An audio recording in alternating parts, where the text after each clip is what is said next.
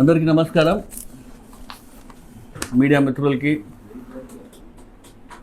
అందరికీ నమస్కారం తెలియజేస్తున్నాను.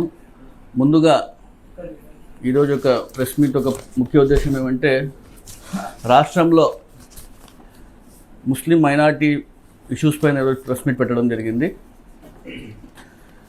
ఈరోజు మనం చూసుకుంటే కూటమి ప్రభుత్వం ఏర్పాటే దాదాపుగా 10 నెలలు కాబోతుంది. ముస్లిం మైనారిటీలకు ఏమైనా చేసినారంటే కన్నా శూన్యం తప్ప ఏ ఒక్క పథకాలని కూడా హామీ చేయని గొప్ప ప్రభుత్వం ఏదైనా ఉందంటే కూటమి ప్రభుత్వం. అదేవిధంగా ఎన్నికలకు ముందు సూపర్ 6 అని చెప్పి ముస్లిం మైనారిటీల కోసం అనేక హామీలు ఇవ్వడం జరిగింది కూటమి ప్రభుత్వం. ఆ రోజు మేము అధికారంలోకి వస్తేనే మేము ఏవైతే హామీలు ఇచ్చామో ఖచ్చితంగా నెరవేరుస్తామని చెప్పి ఏ విధంగా వీళ్ళ అధికారంలో వచ్చినారో కూడా మనం ముందు ఒకసారి గమనించాలి. ముఖ్యమంత్రి గారు నారా చంద్రబాబు నాయుడు గారు కానివ్వండి, డిప్యూటీ సీఎం పవన్ కళ్యాణ్ గారు కానివ్వండి, ఆ రోజు అనేక హామీలు ఇవ్వడం జరిగింది. ముస్లిం మైనారిటీల కోసం 5 లక్షల రూపాయల లోన్, ఇంట్రెస్ట్ ఫ్రీ లోన్ ఇస్తామని చెప్పడం జరిగింది. అది ఎక్కడ పోయిందో ఒకసారి మన చంద్రబాబు నాయుడు గారు కానివ్వండి, డిప్యూటీ సీఎం గారు కానివ్వండి, ఫారూక్ గారు కానివ్వండి నేను ప్రశ్నిస్తున్నా. అదేవిధంగా హజ్కి వెళ్ళే ప్రతి యాత్రికుడు కూడా ఫైనాన్షియల్ అసిస్టెన్స్ కింద 1 లక్ష రూపాయలు కేటాయిస్తామని చెప్పడం జరిగింది. ఇప్పుడు దాదాపు ఒక 1.5 మంత్లో హజ్కి వెళ్తారు అందరూ. దాని వైపు కూడా ఒక మాట కూడా ఎవరు మాట్లాడిన సందేహం కూడా లేదు. అదేవిధంగా దుల్హన్ పథకం, పెళ్లి చేసుకున్న పెళ్లి కూతుర్లకు వాళ్ళకి నేను 1 లక్ష రూపాయలు ఫైనాన్షియల్ అసిస్ట్ చేస్తానని చెప్పడం జరిగింది. ఇప్పటి వరకు కూడా ఏ ఒక్క పెళ్లి కూడా వాళ్ళు కేటాయించిన విషయం కూడా మనం మరోసారి గమనించాలి. కూటమి ప్రభుత్వం ఏర్పాటై 10 నెలల్లో ఇమాం మౌజన్లో గౌరవవేతనం దాదాపుగా 12 నెలలు బాకీ ఉంటే ఈ రంజాన్ నెల ముందు 6 నెలలు కేటాయించడం జరిగింది వాళ్ళకి. మరో 6 నెలలు మరి వచ్చే రంజాన్కి ఏమైనా ఇస్తారో ఒకసారి కూటమి ప్రభుత్వానికి నేను ప్రశ్నిస్తున్నా. దాదాపుగా 90 కోట్లు ఉంటే వారికి 45 కోట్ల రూపాయలు కేటాయించడం జరిగింది. అది కూడా తొందరలోనే కేటాయిస్తే ఇమాం మౌజన్లు కూడా ఇబ్బందుల్లో ఉన్నారు చాలా, వారికి కూడా బాగుంటుంది అని మీ అందరూ తెలుస్తున్నాను. మరి ముఖ్యంగా ఎంబార్కేషన్ పాయింట్ గురించి కూడా ఈరోజు మీకు చెప్పడం జరుగుతోంది. గతంలో మనం చూసుకుంటే కన్నా ప్రతి ముస్లిం సోదరుడు హజ్కి వెళ్ళాలనేది ఒక జీవితంలో ఒక ఆయన కళ. ఖచ్చితంగా మేము హజ్ చేయాలా అనేది, దీని నుంచి మనకి ప్రభుత్వం నుంచి ఒక ఫైనాన్షియల్ అసిస్టెన్స్ కానివ్వండి, ప్రభుత్వం సపోర్ట్ ఉంటే ఇంకా బాగుంటుందని చెప్పే ఉద్దేశంతో అనేక మంది కూడా దీనిపైన ఆశపడుతుంటారు. కానీ మనం చూసుకుంటే ఈరోజు కూటమి ప్రభుత్వం ఏ విధంగా ముస్లిం మైనారిటీ సోదరులపైన ఏ విధంగా వ్యవహరిస్తుందో కూడా ఒకసారి మనం అందరూ గమనించాలి. ఈ మార్చి 18వ తారీఖున government of India, ministry of minority affairs ఒక లెటర్ రిలీజ్ చేయడం జరిగింది. ఏమంటే కూడా హజ్ యాత్రికులు విజయవాడ నుంచి వెళ్ళడానికి వీలు లేదు, అది మేము రద్దు చేస్తానని చెప్పి ఒక లెటర్, ఒక జీవో రిలీజ్ చేయడం జరిగింది. ఇది కేవలం కూటమి ప్రభుత్వం నిర్లక్ష్యంతోనే ఈ విజయవాడ నుంచి వెళ్ళే హజ్ యాత్రికులకు అక్కడ ఎంబార్కేషన్ పాయింట్ తీసేయడం జరిగిందని కూడా మీ అందరికీ తెలియజేస్తున్నాను. మనం చూసుకుంటే గత వైసీపీ ప్రభుత్వంలో జగన్మోహన్ రెడ్డి గారు కానివ్వండి, డిప్యూటీ సీఎం అంజద్ బాషా గారు కానివ్వండి, మన రాష్ట్రం విడిపోక ముందు హజ్ యాత్రికులకు వెళ్ళే వాళ్ళందరూ కూడా హైదరాబాద్ నుంచి వెళ్ళేవారు. మన రాష్ట్రం ఇప్పుడు ఉమ్మడి బైఫర్కేషన్ అయిన తర్వాత మన సపరేట్ రాష్ట్రం ఏపీ రాష్ట్రానికి సపరేట్ ఒక ఎంబార్కేషన్ పాయింట్ ఉండాలా అని చెప్పి డిప్యూటీ సీఎం గారు కానివ్వండి, మైనారిటీ సోదరులు అందరూ కలిసి జగన్మోహన్ రెడ్డి గారు చెప్తే ఆయన ఖచ్చితంగా ఇది తీసుకొస్తామని చెప్పి ఆ రోజు చెప్పడం జరిగింది. ఏ విధంగా అయితే ఆయన చెప్పారో సెంట్రల్ గవర్నమెంట్ని కూడా లెటర్ రాయడం జరిగింది. ప్రధానమంత్రి నరేంద్ర మోదీ గారు కూడా అప్పట్లో ఒక లేఖ రాసి ఖచ్చితంగా మనకి విజయవాడ నుంచి ఎంబార్కేషన్ పాయింట్ తీసుకురావాలని చెప్పేసి ఉద్దేశంతో ఆ రోజు జగన్మోహన్ రెడ్డి గారు కృషి చేయడం వల్ల కృషి చేయడం వల్ల విజయవాడ నుంచి ఎంబార్కేషన్ పాయింట్ కూడా కేటాయించడం కూడా జరిగింది. 2020లో ఎంబార్కేషన్ పాయింట్ ఇవ్వడం జరిగింది. 2020లో కోవిడ్ కారణంగా హజ్ జరగలేదు. అదేవిధంగా 2021లో చూసుకున్నా కూడా హజ్ జరగలేని విషయం కూడా మీ అందరూ తెలుసు. 2022లో కూడా జరుగుతుందా లేదా హజ్, ఇంకా కోవిడ్ ఉంది అక్కడ, కొంతమందికే కేవలం అలాట్ చేసినారని చెప్పి ఉద్దేశంతో అప్పుడు కూడా హైదరాబాద్ నుంచే చాలామంది యాత్రికులు వెళ్ళడం జరిగింది. అదేవిధంగా 2023లో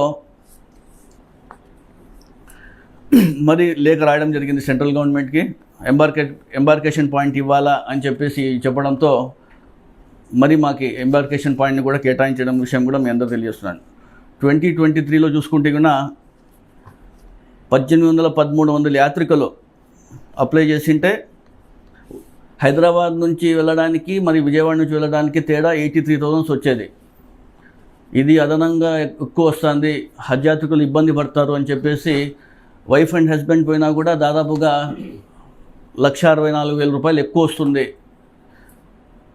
ఈ అమౌంట్ కూడా ఎక్సెస్ అవుతుందని చెప్పేసి చాలామంది అప్పట్లో భయపడిన విషయం కూడా మీ అందరూ తెలుసాను. కానీ మన డిప్యూటీ సీఎం కానివ్వండి, హజ్ కమిటీ చైర్మన్ గౌసిల్ ఆజం కానివ్వండి, వాళ్ళందరూ కూడా ముఖ్యమంత్రి దృష్టికి తీసుకెళ్ళగానే వాళ్ళందరూ కూడా సెంట్రల్ గవర్నమెంట్ని సందర్శించండి ఒకసారి. అప్పట్లో ఉన్నటువంటి మైనార్టీ మినిస్టర్ స్మృతి ఇరానీ కానీ ఢిల్లీకి వెళ్ళి, అదేవిధంగా సివిల్ ఏవియేషన్ మంత్రి జ్యోతి ఆదిత్యనాథ్ సింధే గారిని కలిసి మాకు ఈ అదనంగా భారం వస్తుంది, ఖచ్చితంగా మీరు ఇవన్నీ తగ్గిలా అని చెప్పడంతో వాళ్ళు అక్కడ చెప్పేసి రావడం జరిగింది. వాళ్ళు ఇక్కడ వీళ్ళందరూ పోయి కలిసి వచ్చినా కూడా ఏ ప్రయోజనం కూడా లేకపోయింది. అవునా కూడా జగన్మోహన్ రెడ్డి గారు ముస్లిం సోదరులు ఇబ్బంది పడకూడదనే ఉద్దేశంతో కేవలం 24 గంటల్లోనే దాదాపుగా 14,51,00,000 రూపాయలు రిలీజ్ చేసిన ఘనత కూడా ఎవరు ఉన్నారంటే వైఎస్ జగన్మోహన్ రెడ్డి గారు. కానీ ఈరోజు చూసుకుంటే మనం 2024లో హజ్ యాత్ర ఏప్రిల్ నెలలో జరిగింది. మార్చ్లో ఎన్నికల కోడ్ కూడా రావడం జరిగింది. అదేవిధంగా మరి మన ముస్లిం సోదరులు ఇబ్బంది పడకూడదన్న ఉద్దేశంతో ఓటాన్ అకౌంట్ కింద 14,04,00,000 రూపాయలు అప్పుడే జగన్మోహన్ రెడ్డి గారు కేటాయించడం కూడా జరిగింది. దాదాపుగా సంవత్సరం కాబోతుంది. ఇప్పటికి కూడా కూటమి ప్రభుత్వం ఆ 14 కోట్లు కూడా రిలీజ్ చేయకపోవడం కూడా ఎంత బాధాకరం కూడా ఒకసారి మీరు అందరూ గమనించాలి. ఈరోజు అనేక హామీలు ఇవ్వడం జరుగుతుంది కూటమి ప్రభుత్వం. ముస్లిం మైనార్టీలకి మేము అండగా ఉంటాం, ఏ కష్టం వచ్చినా మేము చూసుకుంటాం, కేవలం మాటలు తప్ప ఏ ఒక్క హామీని నెరవేర్చకపోవడం, ఇవన్నీ చూస్తుంటే చాలా బాధాకరం. రంజాన్ నెల కొద్ది రోజుల ముందు మసీదుల మరమ్మతుల కోసం మీకు ఫండ్స్ అలాట్ చేస్తామని చెప్పారు. ఏ ఒక్క రూపాయి కూడా కేటాయించకపోవడం కూడా ఒకసారి మీరు గమనించాలి. ముస్లిం మైనార్టీ సోదరుల కోసం విదేశీ విద్య అన్నారు. ఏ ఒక్కరు కూడా విదేశీ విద్య పోయిన సందర్భాలు కూడా లేవని కూడా మీ అందరూ తెలుస్తున్నాను. అదేవిధంగా ప్రతి సంవత్సరం ఇఫ్తార్ విందు అని చెప్పేసి ప్రభుత్వం ఏర్పాటు చేసే ఈ ఇఫ్తార్ విందులో గత ప్రభుత్వంలో మేము చూసుకుంటే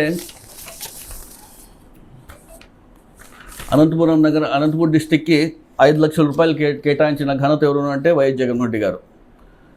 కానీ ఈరోజు మనం చూసుకుంటే కూటమి ప్రభుత్వం వచ్చినాక ఇది 2 రోజుల ముందే రావడం జరిగింది. ఇది 3,50,000 రూపాయలు కేటాయించడం జరుగుతుంది.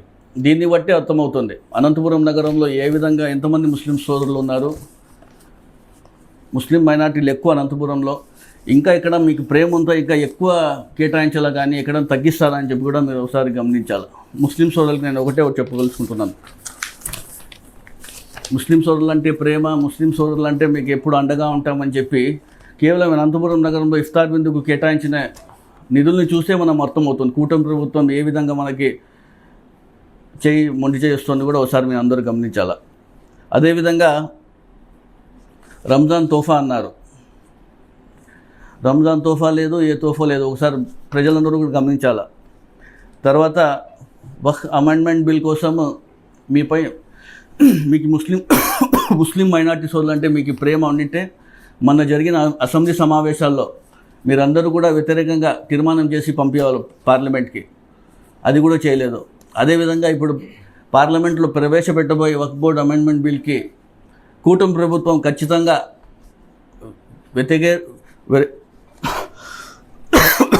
వ్యతిరేకించాలని కూడా మీ అందరికి తెలియజేస్తున్నాను.